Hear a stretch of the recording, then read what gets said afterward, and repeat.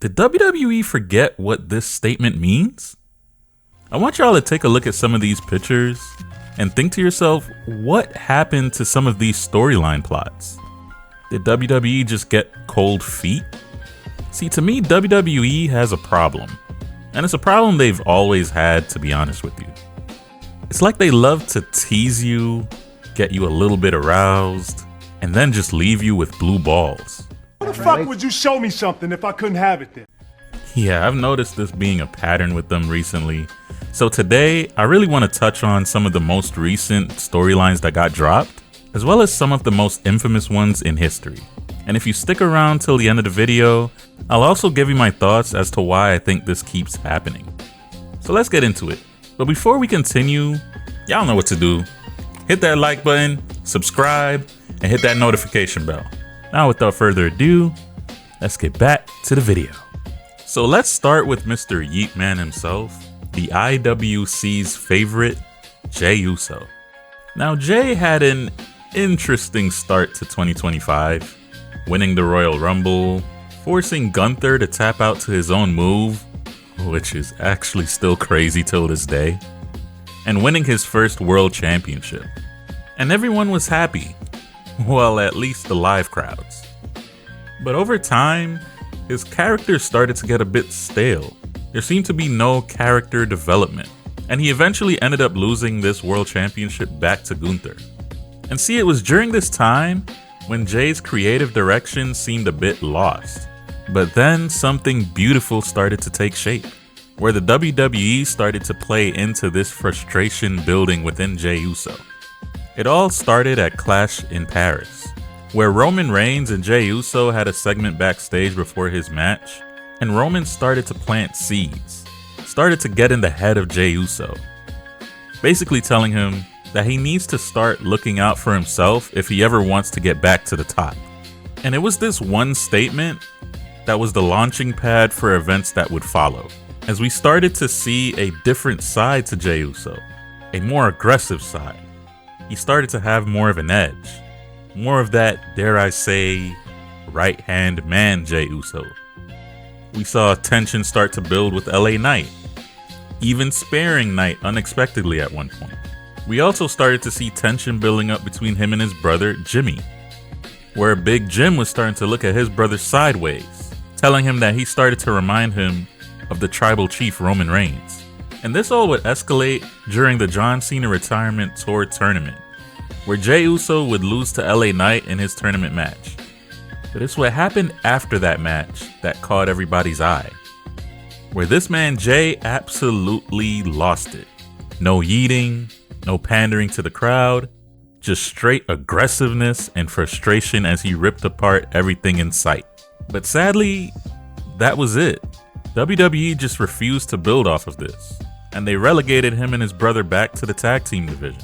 In fact, the closest we've gotten to this version of Jey Uso would probably have been the most recent segment that he had with CM Punk, where he wanted Punk to apologize, Zeus. WWE fumbled this storyline.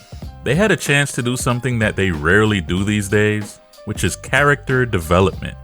This was interesting. This was the Jey Uso that we fell in love with. But sadly, nothing came of this. And even more sad is that Jey Uso is not the only example. Remember when Bayley was talking to herself? Yeah, it doesn't seem like she's doing that anymore, is she?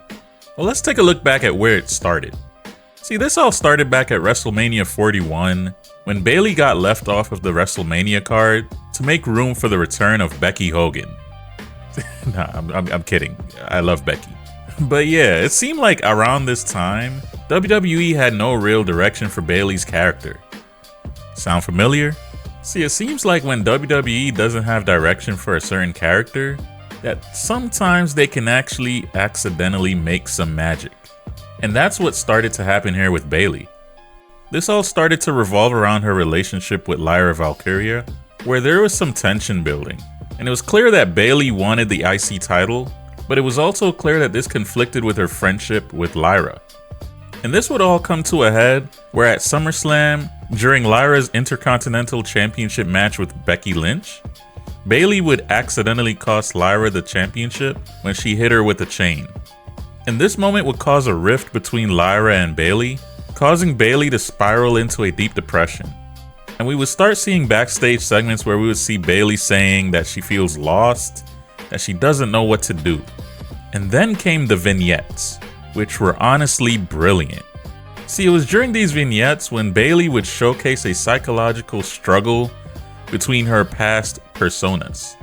We would see her grappling with voices in her head representing different phases of her career, where we would see her battling between her hugger persona and her ding-dong persona when she was a heel. And this led to some intrigue when it came to Bayley. Viewers wanted to know, what would become of this? Would she just have a split personality? Would one side take over the other? And how would this play into the already tense relationship with Lyra Valkyria? And we would start to see this play out in her in-ring work, where she would start off a match as Hugger Bayley, but then take a big bump during the match and switch to her heel persona. And we'd also see it play out backstage with Lyra, where one moment she's all happy and hugging Lyra, and then the next moment she's snapping and calling her an idiot. Now, I don't know about y'all, but I was curious to see where this would lead. Would this lead to maybe a fallout with Lyra Valkyria?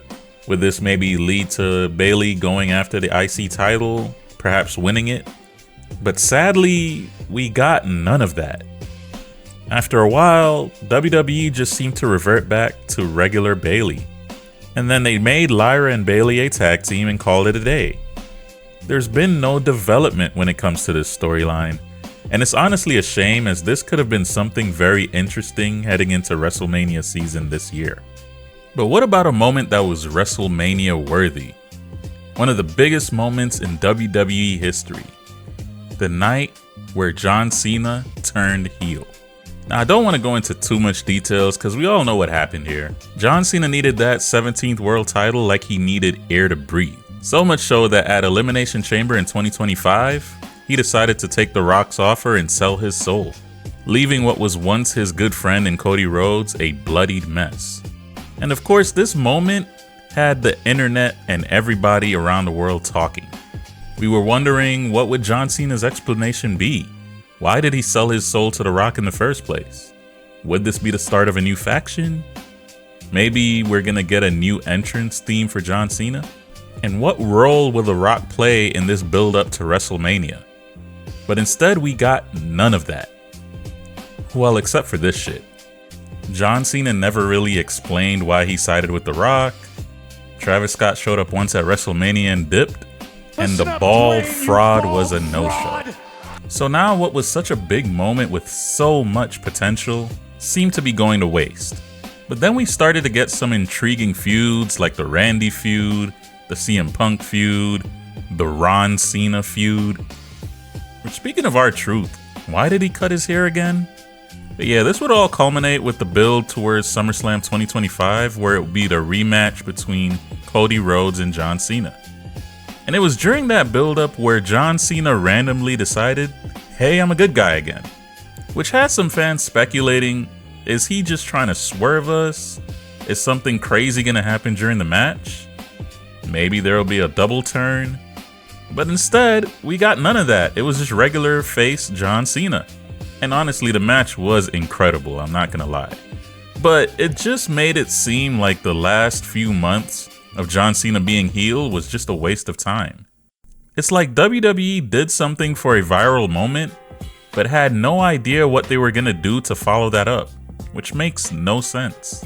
And then of course, there are other examples in recent history, such as the aforementioned R-Truth storyline, where he came back, cut his hair, and it seemed like his character was taking a serious direction, but then we got nothing, and he's back to being regular R-Truth. Or what about Drew McIntyre, where it seemed like he was going after every person associated with the bloodline, but then nothing came out of that either. But what about some unfinished storylines from the Vince McMahon era?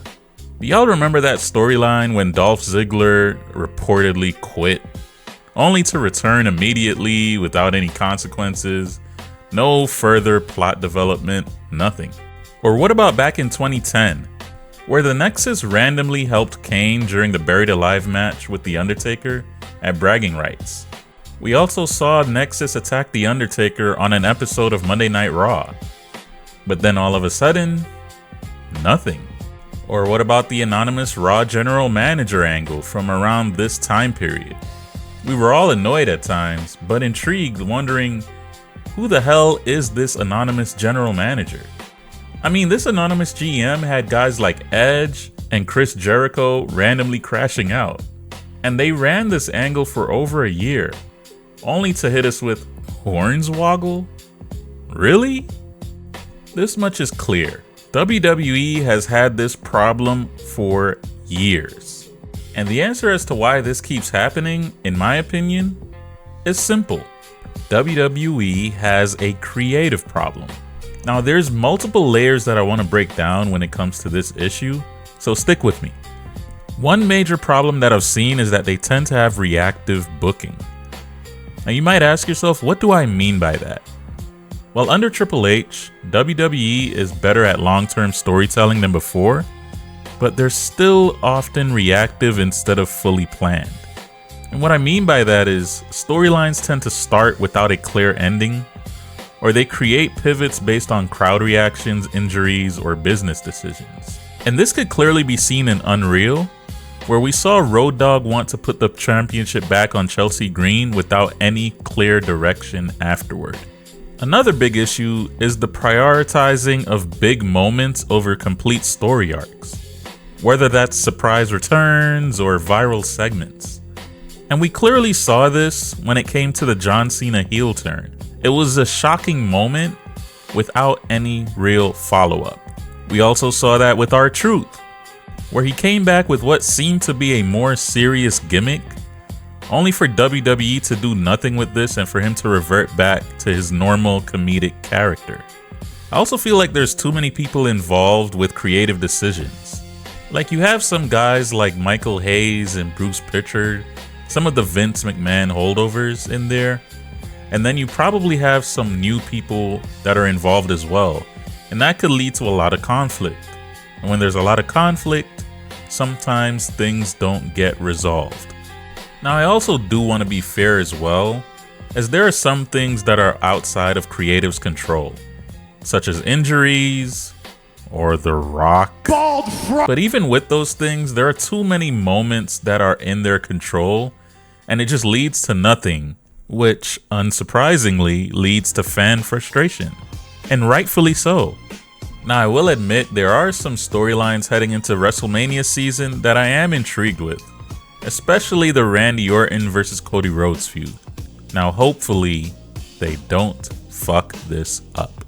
But yeah, let me know, what do you think is the biggest problem when it comes to this issue with WWE having unfinished storylines?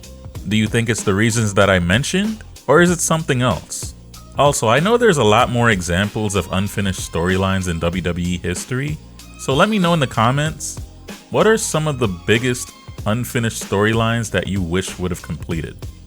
And of course, if you've made it this far in this video and you enjoyed it, go ahead and hit that like button and subscribe for more, as it really does help this channel grow. And if you want to find out why we as fans tend to rewrite history, go ahead and click the video on your screen, or check out my channel for more content. And as always, thank you for hanging with me today. It's been Dre, and these have been my thoughts. Until next time.